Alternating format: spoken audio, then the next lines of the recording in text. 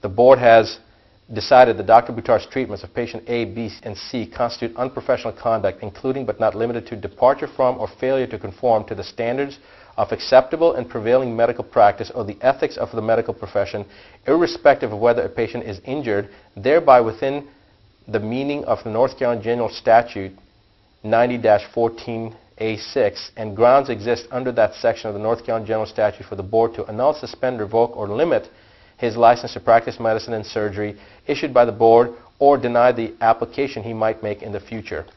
The medical board has already determined, and even their own expert admitted, that no harm to the patient was done. They are trying to railroad this philosophy, this type of medicine out of North Carolina. So the best thing that they can try to do is try to take me out. Why did they pick on me? Because I've been the loudest, the most outspoken about it. I'm the president of the North Carolina Integrative Medical Society. I've testified against the medical board in front of the North Carolina legislature. I've told the North Carolina legislature that they needed to put this rabid dog down, and this rabid dog now has made the mistake of biting me. And I am going to make sure that this dog is going to be put down now.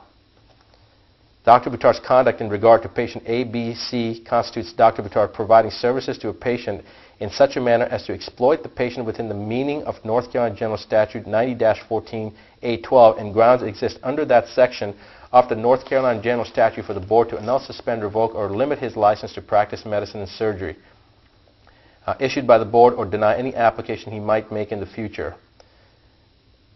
Upon finding of the exploitation, the board may order restitution be made to the payer of the bill, whether the patient or insurer by the physician, provided the determination of the amount of restitution shall be based on credible testimony in the record.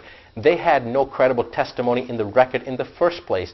They had an oncologist, the one person who says that he reviewed the chart, 1,000 pages in 2 hours, who has no understanding or information on integrative medicine whatsoever. Their own expert witness tried to, and this is in the testimony on his deposition, tried to deny the fact that cancer was an obligate glucose metabolizer. And when it was brought to his attention that that is actually what a PET scan does, it picks up radioisotope labeled glucose, because cancer picks up that glucose because it's feeding on it, denied that. He said that's not glucose.